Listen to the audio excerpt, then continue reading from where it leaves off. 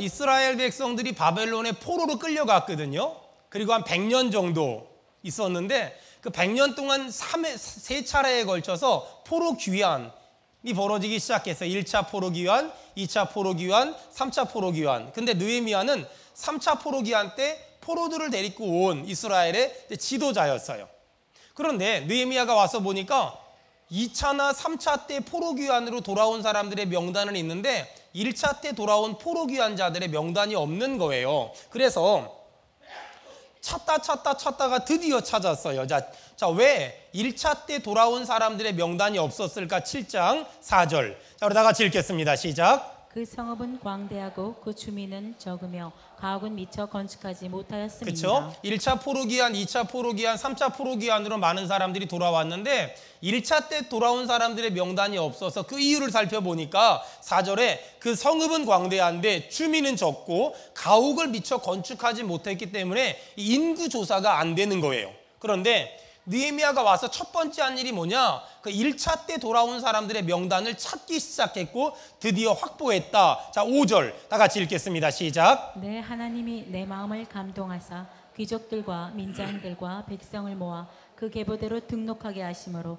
내가 처음으로 돌아온 자의 계보를 얻었는데 거기에 기록된 것은 자, 거기 보니까 중간에 내가 처음으로 돌아온 자들의 계보를 얻었는데 그게 뭐냐면 1차 포로기한 때 돌아온 사람들의 명단을 확보했다는 거예요. 6절부터 보니까 그 사람들의 이름이 쭉 나오는 거거든요. 자, 이렇게 느헤미야가 예루살렘에 와서 52일 만에 성벽을 재건했거든요. 그리고 백성들의 인구조사를 탁 해서 이제 어떤 그런 정책적으로 나라를 만들기 시작하는 거예요. 자, 7장 1절 다 같이 읽겠습니다. 시작. 성벽이 건축되매 아멘. 따라합시다. 성벽이 건축되매. 성벽이 건축되매. 여러분, 우리가 기억해야 될 거는요, 하나님이 시작하신 일은 하나님이 끝까지 감당하실 줄로 믿습니다. 아멘. 하나님이 시작하신 일은 하나님이 끝까지 책임지세요. 수원은혜교회를 16년 전에 시작해서 지금까지 인도하신 하나님은 수원은혜교회를 끝까지 책임지실 것이며 우리 은혜교회를 작년 송구영신 예배 때 시작하신 하나님은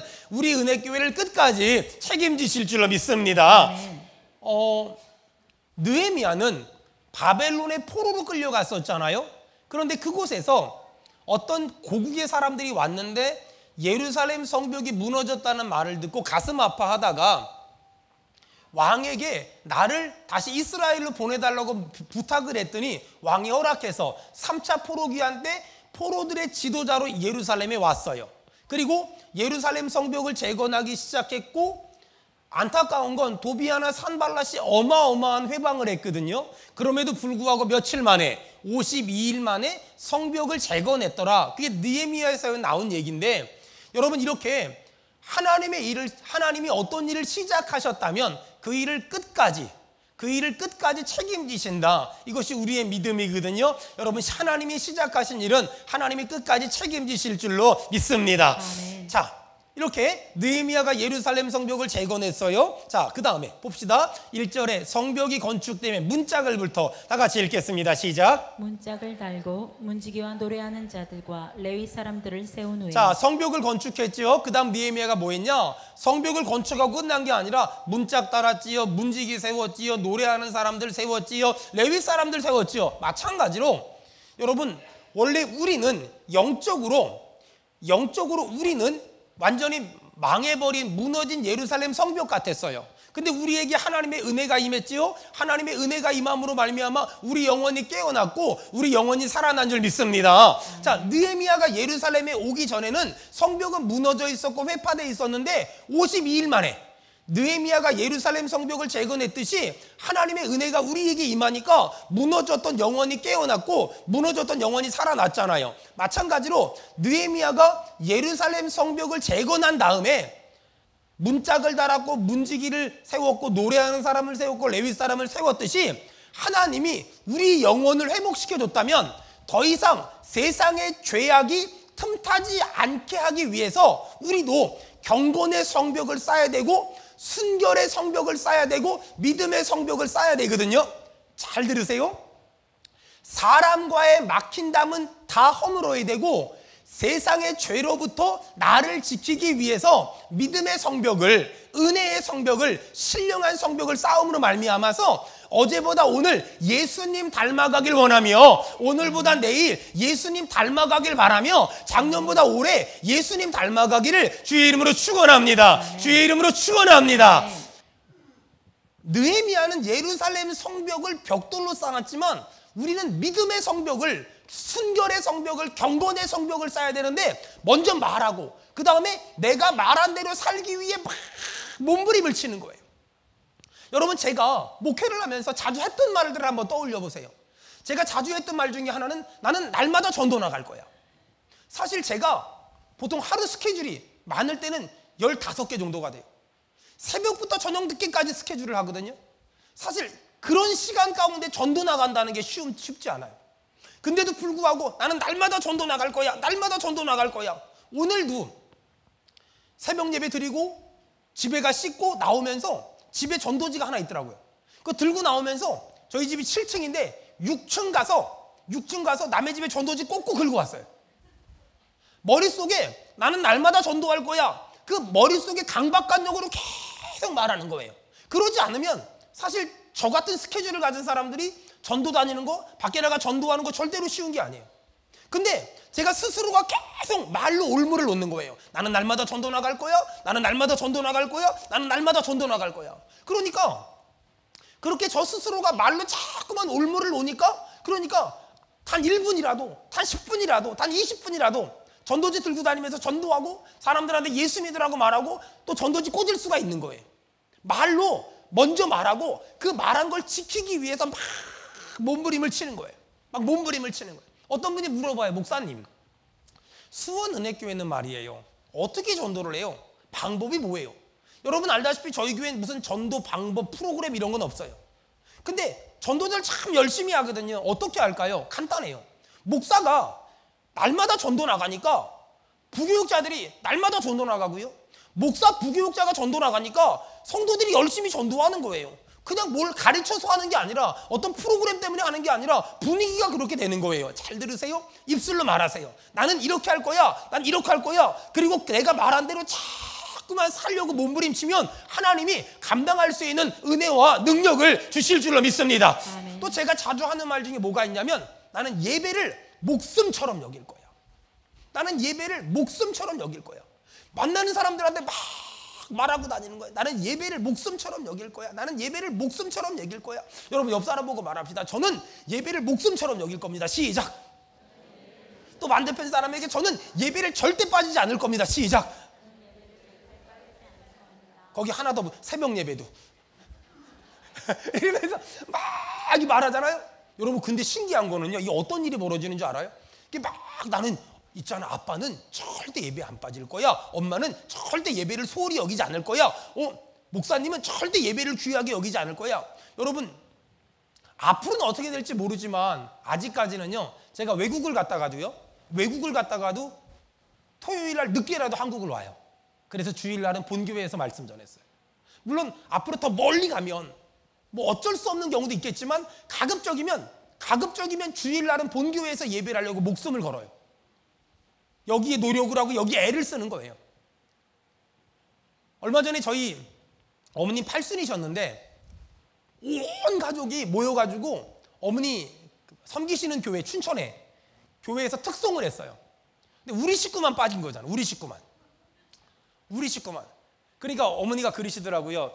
너희들 아들 딸 좀 보내주면 안 되겠니? 예배 드리고 이렇게 보내주면 그래 특송할 때 같이 하면 안 되겠니? 온 가족이 모였으면 좋겠네니까. 제 아내가 그러더라고요. 안 된다고. 아주 원칙에 강해서 안 된다고. 약간 좀 얼굴 표정이 안 좋으신데 어떻게 해요? 안 된다는데. 그리고 제 아내가 이렇게 말했어요. 성교 아빠가, 제가 성교 아빠니까 성교 아빠가 성도들에게 본교회 신앙생활 하라고 가르치는데 우리 애들을 그쪽으로 보내면 성교 아빠가 강대상에서 설교할 때 그 원칙에서 어긋나기 때문에 안 된다고. 그러니까 아무도 말 못하고 다 꾸역꾸역 다 이렇게. 그래서 이제 좀 무마됐어요. 그래요. 어떤 원칙을 지킨다는 거, 내가 한 말을 지킨다는 건 사실 쉬운 건 아니에요. 그런데 그 말을 지키기 위해서 애쓰는 것, 그걸 믿음이라고 말하고, 그걸 신앙이라고 말하고, 그걸 은혜라고 말하는 거예요. 여러분 봐봐요. 예를 들어서 우리 저 안수 집사님이 애들한테 아빠는 예배를 목숨처럼 여겨. 니네 예배 똑바로 드려. 예배 똑바로 드려. 예배를 똑바로 드려. 아빠는 예배 빠지는 게 세상에서 제일 싫어. 이렇게 말했단 말이에요. 근데 어느 날 본인이 너무 피곤하게 살다 보니까 몸이 피곤해. 쌍만다고 먹고 쉬려고 하는데 하필 그날이 금요일이야. 그래서 그래 오늘은 좀 쉬자. 이렇게 소파에 딱 누워가지고 텔레비전을 딱 틀고 보려고 하는데 갑자기 아들내미가 아빠 오늘 금요일인데 아빠는 예배를 목숨처럼 여긴다 그랬잖아. 그럼 아빠 예배 오늘 빠지면 죽어. 애 때문에 치사하고 더러워서도 교회 나오는 거예요 이게. 여러분 이게 신앙생활은 뭐냐면 말하고 내가 말한 대로 지키려고 막 몸부림을 쳐야 돼요. 그걸 믿음생활이라고 말하고 그걸 신앙생활이라고 말한다니까는요.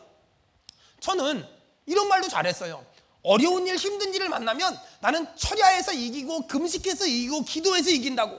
지금 저는 우리 은혜교회랑 수원은혜교회 두 군데 교회 왔다 갔다 하면서 금식하고 철야하면서 막 지금 어려움을 이기려고 기도하고 있는 중이거든요. 근데 제가 정작 우리 수원은혜교회에서 철야할 때랑 우리 은혜교회에서 철야할 때랑 느낌이 달라요. 수원은혜교회는 철야할 때 조용해요. 이 동네는 정말 조용해요. 근데 우리 은혜교회는 철야하는데 거기 건물 지하가 노래방이거든요. 세상에 우리 성도들 보고 새벽 4시까지 노래하라 그러면 날 죽여버릴 거야. 근데 거긴 지 돈 내고 노래해요. 얼마나 열심히 노래하는지 그냥 막 철야하다 말고 나도 모르게 막 철야하다가 졸잖아요. 근데 노래가 들리면서 내 입에서 그 노래가 따라가 나와 막. 순간순간 얼마나 당황하는지 몰라요.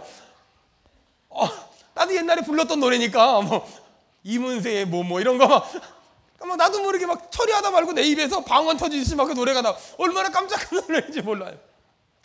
근데 제가 무슨 일만 있으면 나는 기도로 해결할 거야, 금식으로 해결할 거야, 철야로 해결할 거야 그러잖아요. 그러니까 또 여전히 어떤 어려운 일을 만나면 또 가서 기도하고 또 가서 철야하고 또 가서 금식하는 거예요. 제가 보통 집에서 철야하기 위해서 밤 11시에 나가거든요. 제가 왜 밤 11시에 나가냐면 저는 그렇게 썩 경건하지 못해서 10시 드라마를 보고 나가야 돼요. 11시에 철야하러 나가요. 그럼 경비 아저씨들이 이렇게 보고서 제가 나가는 거 보잖아요.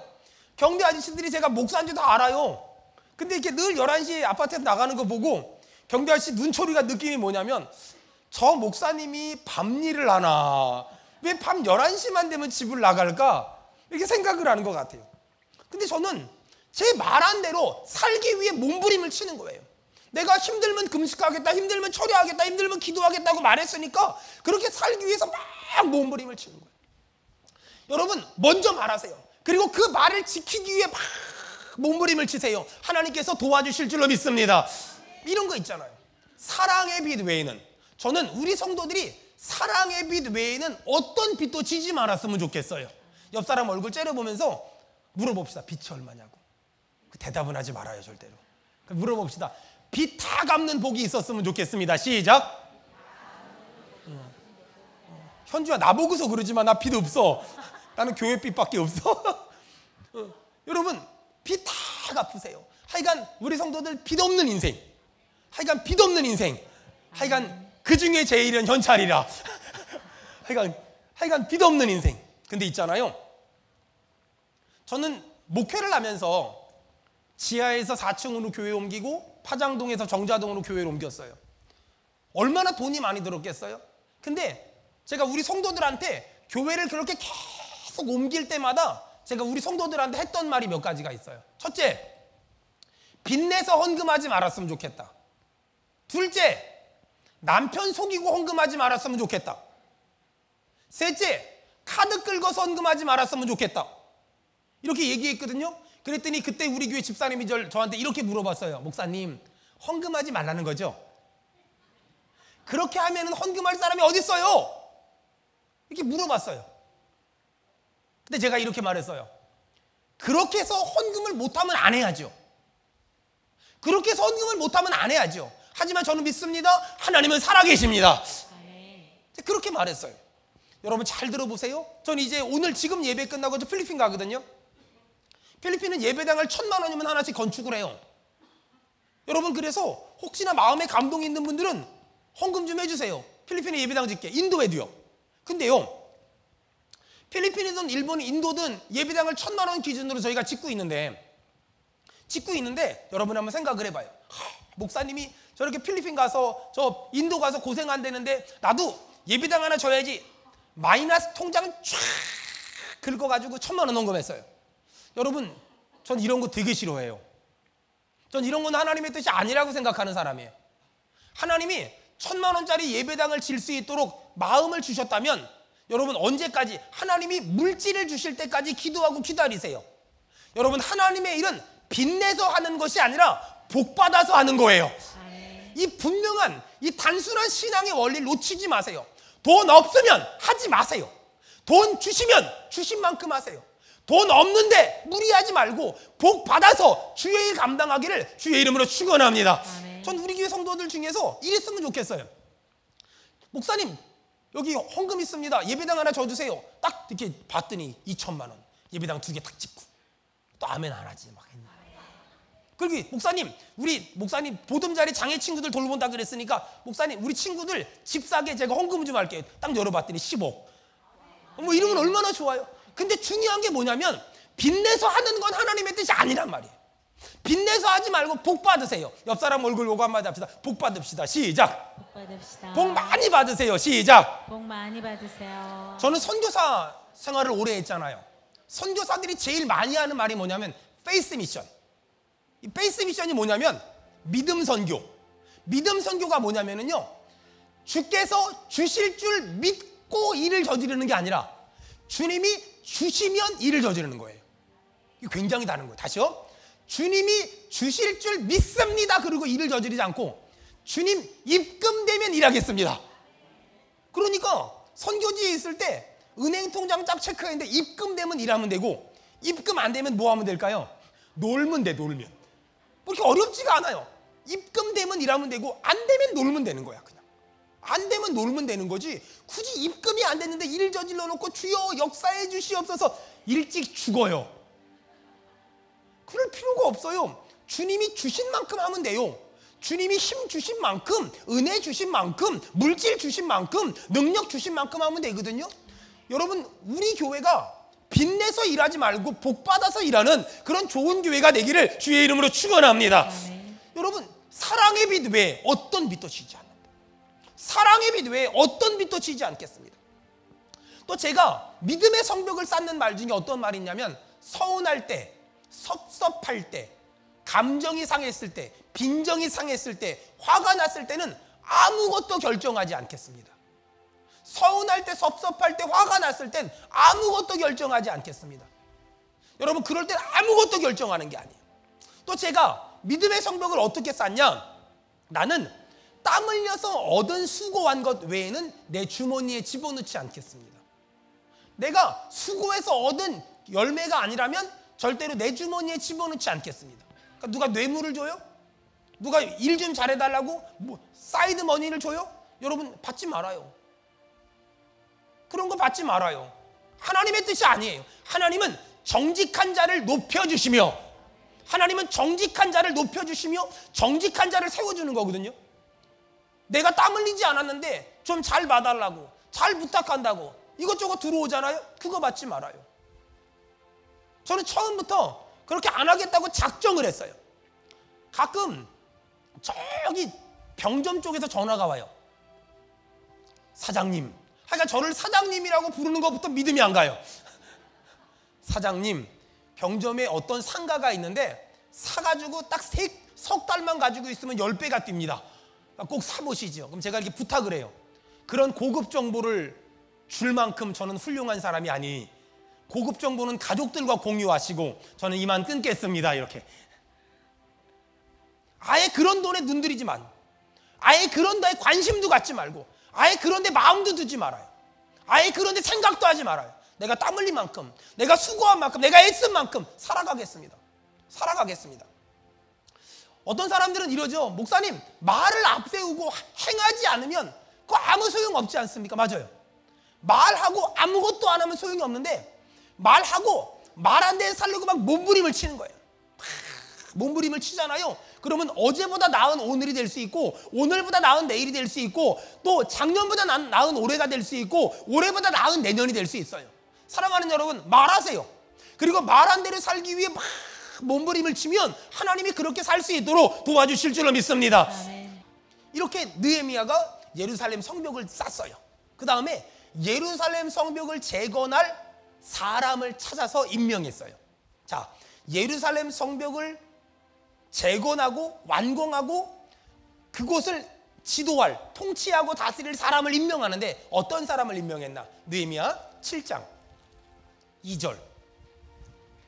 우리 한 사람 한 사람이 느헤미야 7장 2절의 사람이 됐으면 좋겠어요. 다 같이 읽겠습니다. 시작. 내 아우 하나니와 영문에 관한 하나냐가 함께 예루살렘을 다스리게 하였는데 하나냐는 충성스러운 사람이요 하나님을 경외함이 무리 중에서 뛰어난 자라. 하나냐는 충성스러운 사람이요 하나님을 경외함이 무리 중에서 뛰어난 사람이라. 여러분, 느헤미야가 하나니와 하나냐를 임명했잖아요. 어떤 사람이었다고요? 충성스러운 사람. 그 다음에요, 하나님을 경외함이 무리 중에서 뛰어난 사람이었더라. 참 저는 지난 시간 목회하면서 참 행복했던 것 같아요. 왜냐하면 저희 교회는요 이런 사람들이 많아요. 충성스러운 사람들. 저희 교회는요 하나님을 경외하는 사람들이 참 많아요. 우리 장로님들, 우리 안수집사님들, 우리 권사님들, 우리 교사들, 우리 성가대원들, 주방봉사팀들, 차량팀들, 기타 등등 정말 많은 사역자들이 정말 충성스럽고 정말 하나님을 경외하는 사람들이에요. 특별히 제가 철야하러 교회 나오잖아요. 그럼 지하 예배당에서 그 어르신들이 70, 80 먹으시는 그 어르신들이 저같이 젊은 목사 목회 똑바로 하라고 밤새 철야하시는 분들이 많아요. 얼마나 고마운지 몰라요. 얼마나 감사한지 몰라요. 얼마나 미안한지 몰라요.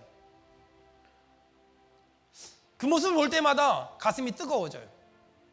가슴이 정말 뜨거워져요. 가슴이 정말 뜨거워져요. 제가 지금도 기억나는데 한 번은 상계동 쪽에 어떤 교회 말씀을 전하러 갔어요. 근데 그 상계동 쪽에 어떤 교회 말씀을 전하러 갔는데 제가 새벽 예배 설교하러 갔는데 강대상 밑에다가 누가 물을 뿌려놓은 거예요. 한 교인 한 20명밖에 안 되는 교회인데 그래도 역사는 70년 됐어요. 교회가 아파서 다 떠났어요. 그래도 예배당은 예쁘게 있고 크지 않은 물을 뿌려놓은 거야. 아니 뭐지? 설교하고 그 다음날 또 물을 뿌려놓은 거야. 뭐지? 그리고 설교하고 담임 목사님한테 말씀드렸더니 그러게요, 누가 장난을 치네요. 근데 담임 목사님 뭐가 느낌이 이상했나 봐요. 그 다음날 마지막 3일째 새벽에 누가 장난을 치나 좀 찾아야 되길래 CCTV를 돌려봤는데 새벽 2시 반이 됐는데 그 교회 나이 많은 80이 넘은 권사님이 교회 나오셔서 제가 부흥회 인도하는 이 강대상 여기에 무릎을 꿇고 2시 반부터 4시 반까지 2시간 동안 계속 기도하는, 하나님 우리 담임 목사님에게 힘을 달라고, 하나님 이번 부흥회 하시는 강사 목사님에게 힘 주셔서 이번 일로 말미암아서 우리 교회가 다시 한번 살아나게 하시고 일어나게 하시고 힘을 내게 하시고 부흥하게 하시고 성장하게 하시고 은혜 받게 하시고 능력 받게 하시고 권능 받게 도와주시옵소서. 이러면서 막 그 나이 많은 권사님이 기도하는, 나나 그 담임 목사님은 누가 물 뿌리는 줄 알았거든요. 근데 그게 아니라 눈물이었어, 눈물. 그날 마지막 날 부흥회 하는데 얼마나 가슴이 뜨거운지, 얼마나 가슴이 먹먹한지 몰랐어요. 얼마나 가슴이 미어지고 얼마나 가슴이 애탔는지 몰라요. 사랑하는 여러분, 하나님은 지금도 예루살렘 성벽을 재건해 놓고 사람을 찾아요. 어떤 사람? 충성스러운 사람. 어떤 사람? 하나님을 경외하는 사람. 여러분, 특별히 여러분에게 부탁 하나 할게요. 우리의 충성 가운데 가장 먼저 회복돼야 될 게 예배에 대한 충성이에요. 예배에 대한 충성. 저는 모태신앙으로 태어나서 평생 신앙생활 할 뻔했는데 고등학교를 서울로 유학 오면서 3년을 교회를 안 다녔어요. 3년을 교회를 안 다니면서 참 정말 행복했어요. 그리고 대학을 가서 CCC라는 선교단체를 만났고 예수님을 다시 한번 영접을 했고 CCC 사역에 미쳤어요. 여기 CCC 선교단체 출신들 아시겠지만 CCC는 전공이 CCC고 부전공이 영문학이에요. 전공이 성적이 잘 나오면 CCC를 못해요. 하도 열심히 거길 쫓아다녀야 돼서 CCC를 열심히, 주전공이 CCC예요. 그러니까 제가 대학에서 영문학을 했는데 CCC를 열심히 사역하다 보니까 전공 점수는 전부 CCC예요. 이 수준 있는 말이 이해가 되십니까? 어느 날 열심히 선교단체 사역을 하는데 문제가 생겼어요. 어릴 적에 그 지역교회에서 받은 은혜가 있잖아요. 교회를 다니고 싶은 거예요. 맨날 주일마다 부암동에 가서 CCC 사람들하고 예배 드렸는데, 그래서 어느 교회를 갈까 기도하다가 송파구에 있는 교회를 다녔어요. 저희 집은 흑석동 중앙대학교 정문 앞에, 그리고 우리 교회는 송파구. 다니려면 1시간 반 정도 걸려요. 전철 타고 잠실 가서 내려서 가니까.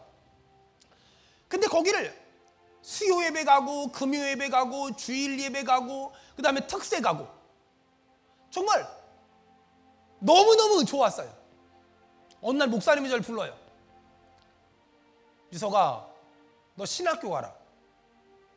그래서 우리 목사님이 신학교 가라 그래서 저는 하나님이 목사님을 통해서만 음성을 주신다고 믿었기 때문에 아멘 그리고 신학교 갔어요. 그냥 제 생각은 이래요. 목사님이 고민하고 기도하고 결정한 걸 내가 뭐 또 고민해.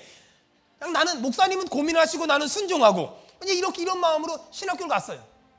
그리고 신학교 간 지 며칠 안 됐는데 목사님 또 불러요. 너 우리 교회 유치부 전도사 뽑는데 이력서 좀 내라.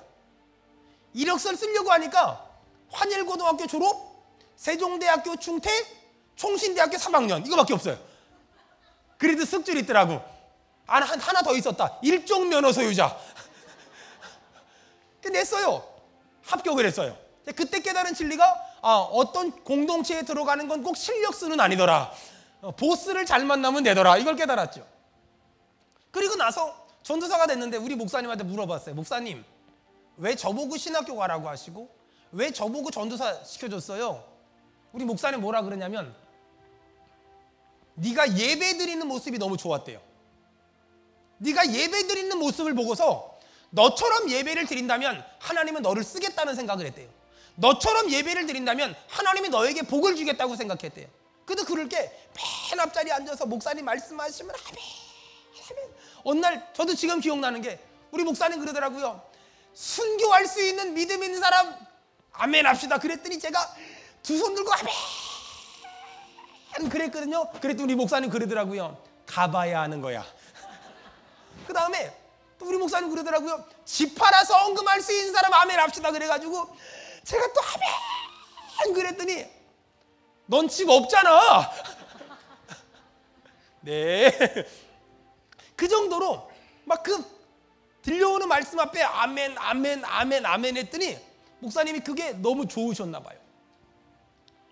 너처럼 예배드리면 하나님이 복을 줄 거고, 너처럼 예배드리면 하나님이 역사하실 거고, 너처럼 예배하면 하나님이 도와줄 거라고. 여러분, 우리가 예배하면 하나님이 예비하실 줄 믿습니다.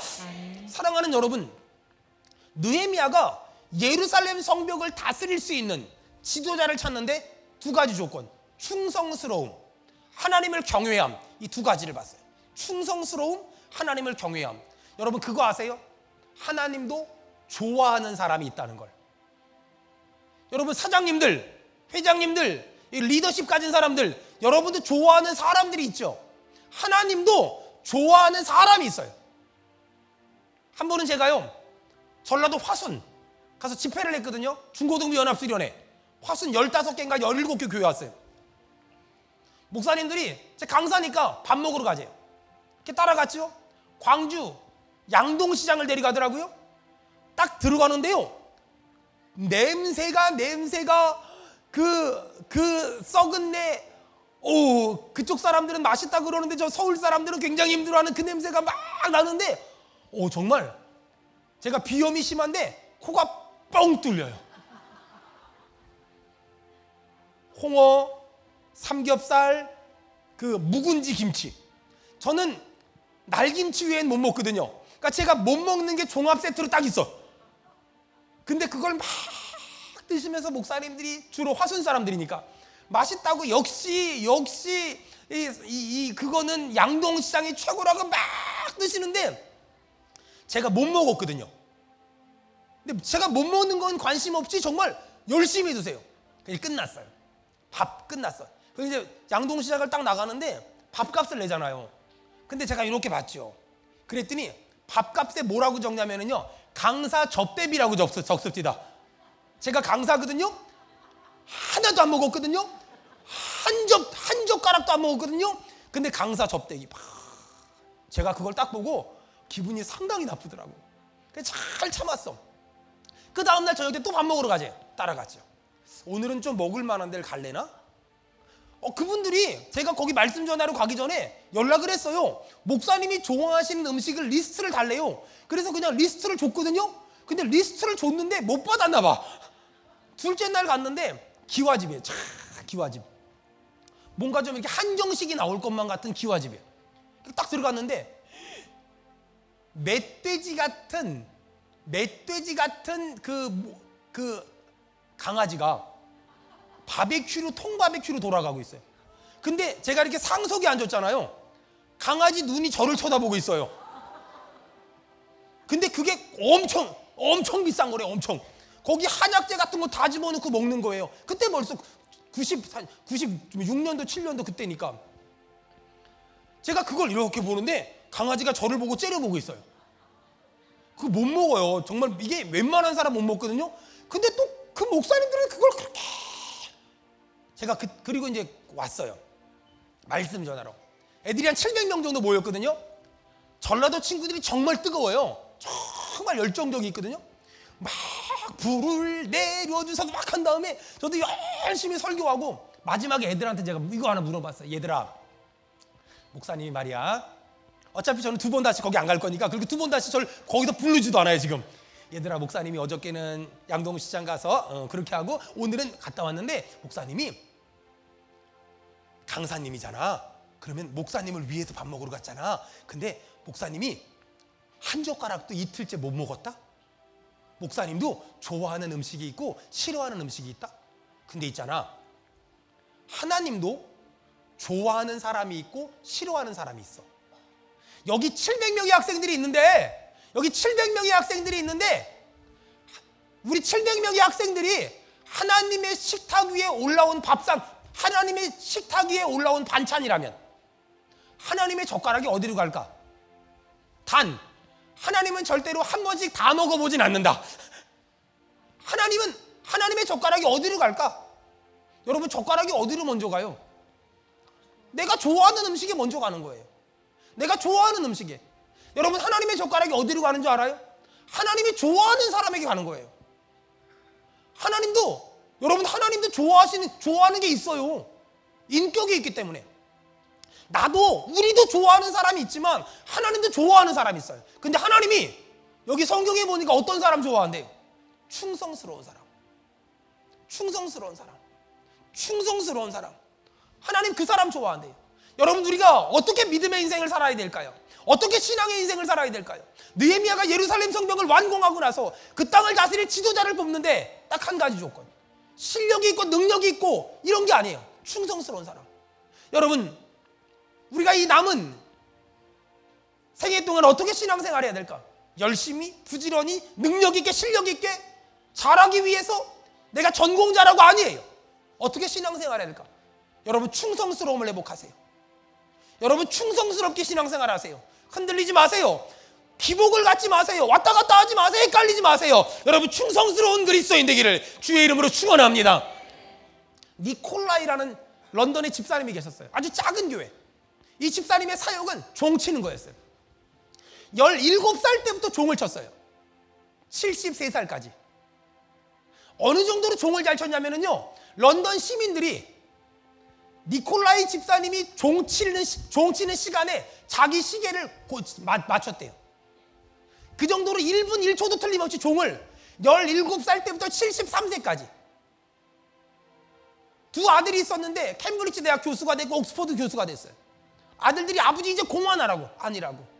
아버지는 능력이 없고 배운 게 없고 가진 게 없어서 많은 일을 할 수 없지만 한 가지, 이 종치는 것만큼은 내 평생 할 거라고. 73살에 돌아가셨는데 돌아가시기 바로 직전에 가족들이 전부 모였어요. 딱 그 시간이 종치는 시간이 된 거예요. 걷지도 못하면서 어그적거리면서 마지막 종을 쳤어요. 그리고 돌아가셨어요. 그 소식을 영국의 엘리자베스 여왕이 듣고서 왕들만 묻히는 무덤을 내어주고 여기 묻으라고. 그리고 그 땅에 있는 모든 런던 시민들이 하루 동안 아무도 일하지 않고 그 니콜라이 집사님을 애도했어요. 여러분, 세상에 하찮은 일이 어디 있어요? 하나님을 위해서 하는 일은 어떤 일도 하찮거나 어떤 일도 가볍지 않아요. 여러분, 하나님은 지금도 어떤 사람 찾는 줄 아세요? 잘하고 똑똑하고 유능한 사람을 찾는 게 아니라 하나님은 충성스러운 사람. 여러분, 하나님 앞에서, 사람 앞에서 충성스러운 그리스도인으로 살길 주의 이름으로 축원합니다.